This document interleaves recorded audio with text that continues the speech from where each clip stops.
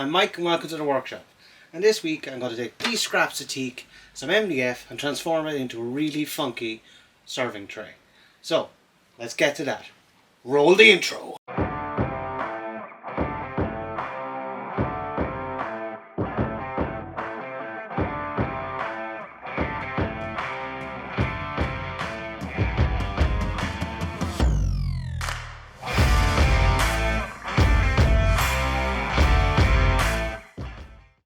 So I found all of these under a bench in my father's workshop, and they were clearly slabs of something, what was left over.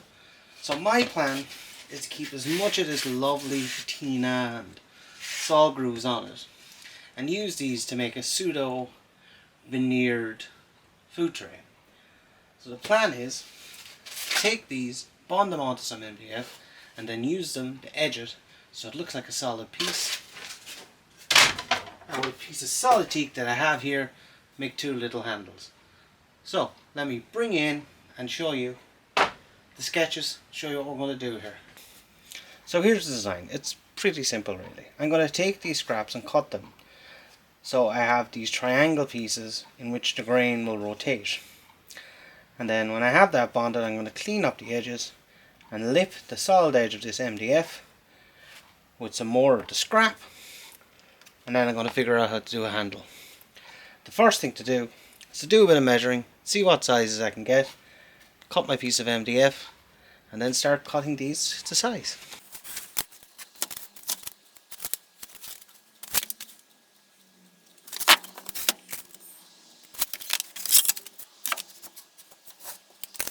So now I've worked out my sizes.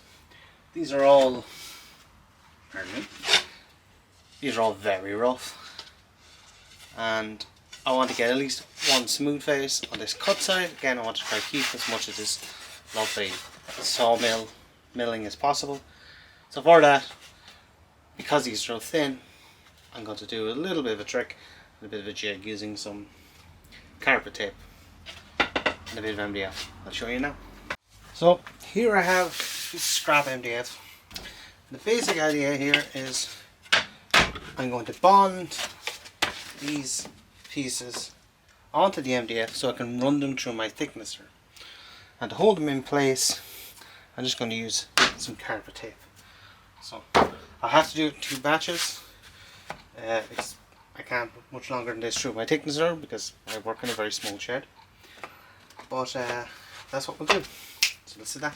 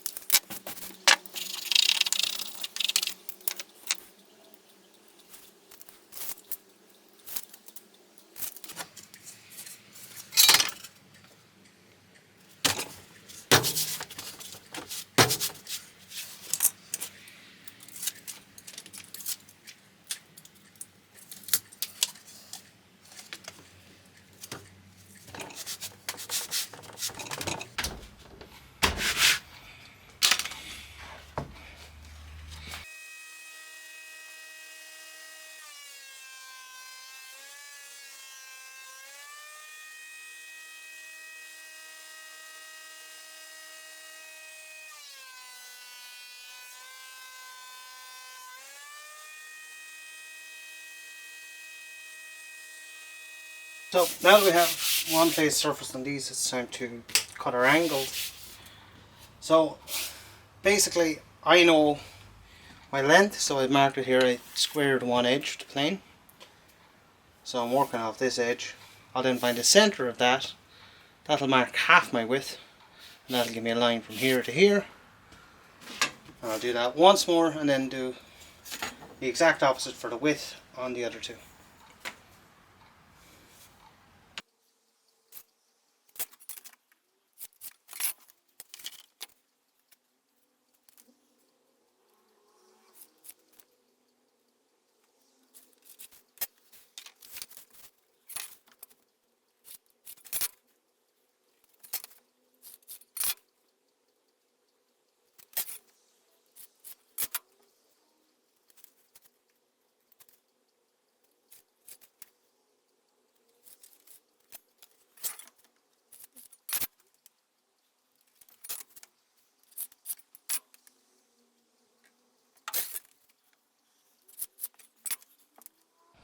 So just to sort of explain this a little bit better, on the long pieces, the center of my peak is half of the width of my top, and then the short pieces, the center of that peak is half of the length of the top. And that means that when these meet, I should have 4 points meeting perfectly in the middle, and it should be a solid rectangle.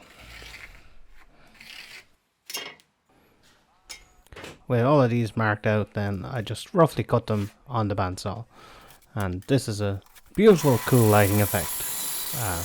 I'm still getting used to my new camera, but I do sort it out later on when I go back to the bandsaw.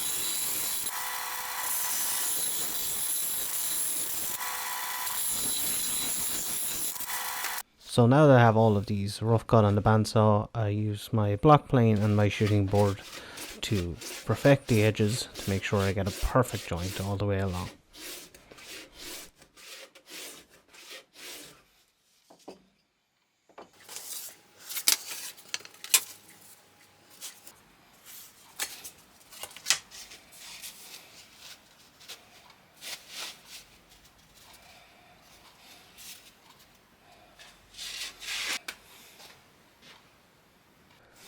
So very quickly and simply here, I just roughly cut the piece of MDF to the size of this. I'll be eventually cutting it all to final size, and you'll see there's a bit of paint and stuff on the back of this, just a bit of scrap. I sand all that away before I glue it up.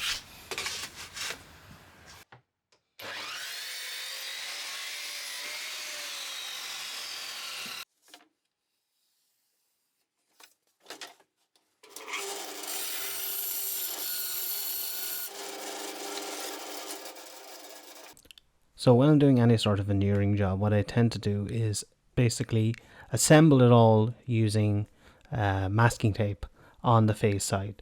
So as you can see here, I basically use the masking tape to clamp it all together.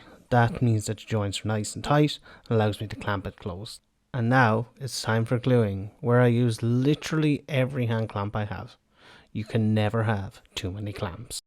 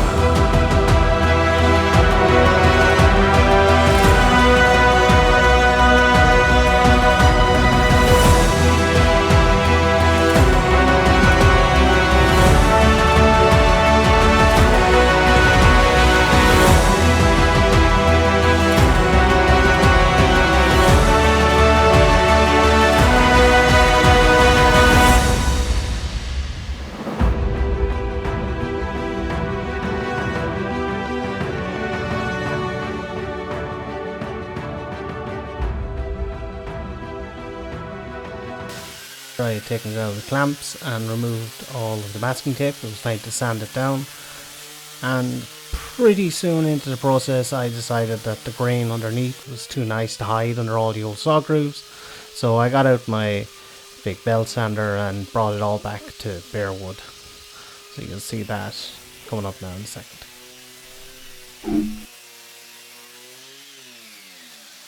So after I had it sanded, I wiped it down with some white spirit to get rid of all the dust and grit, and pretty much so instantly knew I had made the right decision. That looks so cool. Yeah. So now it's only a matter of final sizing it to get it ready to be slipped.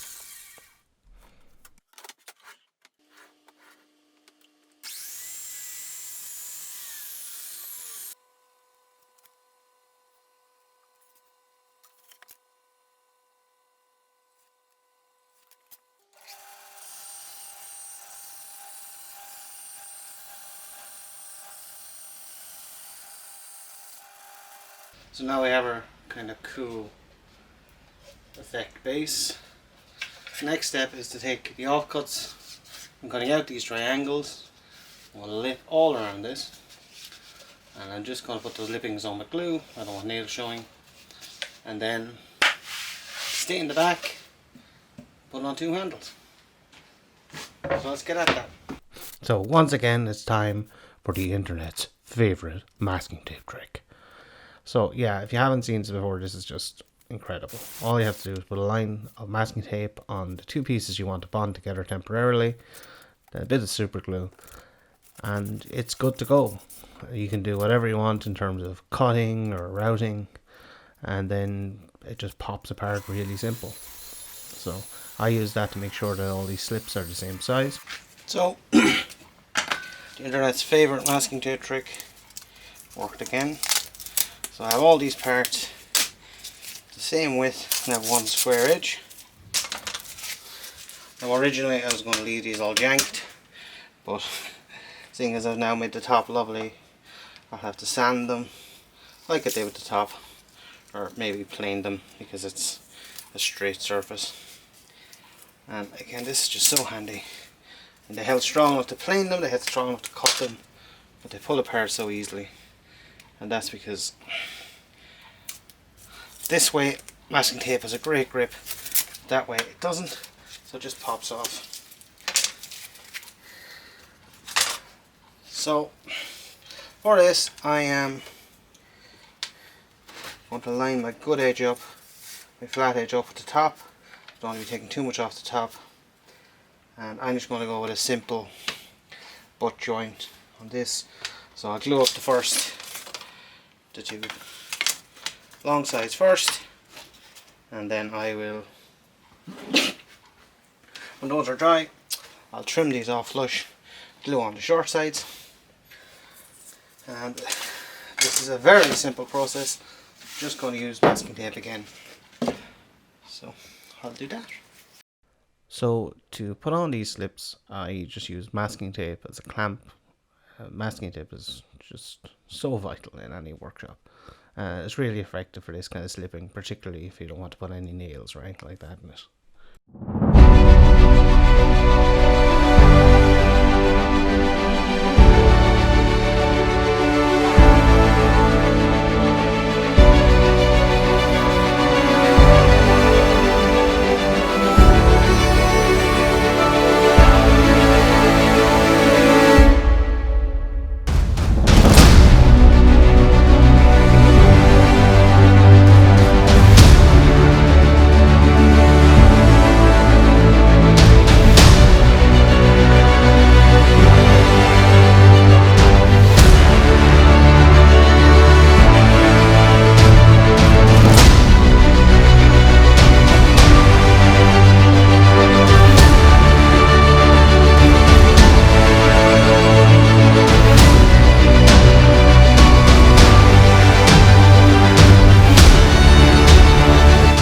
While our slips are drying, time to make a handle.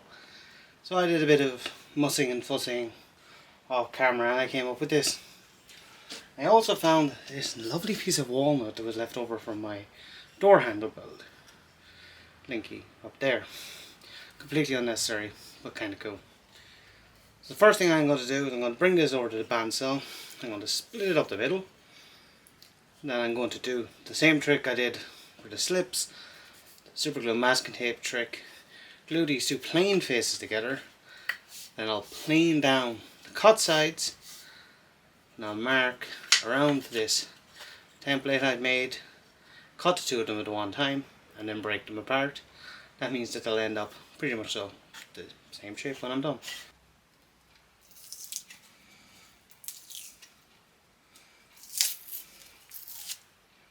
So we have our top. I've shaped my handles.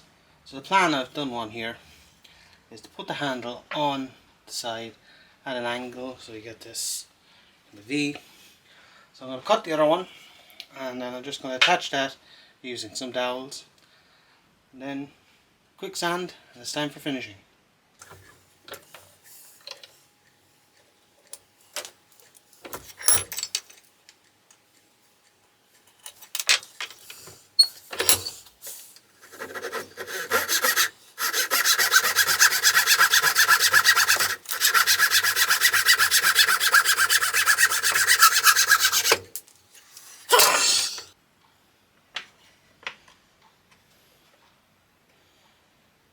So I just discovered something very interesting, and you might need to know this too. Cameras only work if you push the record button. Anyway, these are done. Handles are on, they look really nice. So basically all I did was, let's see if this will focus. It won't, but that's focusing. So all I did was, I got a few panel pins, drove them into position on the top, or on the side of the top where I wanted my dowels to go, and then nipped them off, then pressed my handles in, and that gave me the point to put my drill in on both the side and the top, and I just glued it all together. So that's a good tip. If only I had video. Anyway, it's everybody's favourite time. Danish oil time.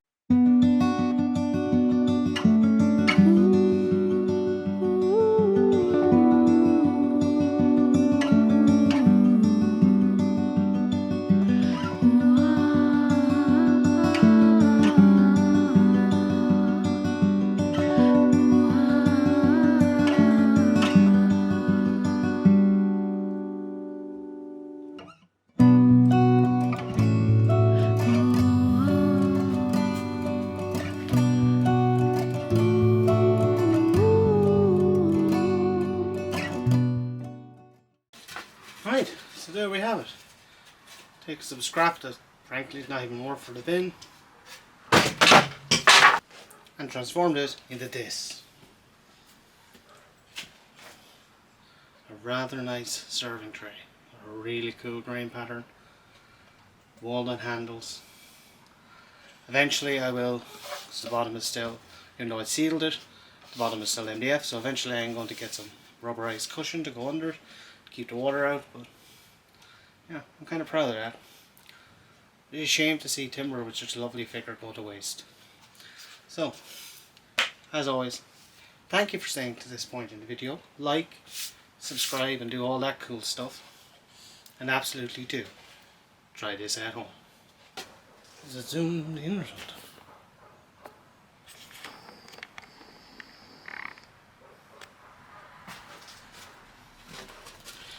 I'll explain it. Now, time to bring all these props back in.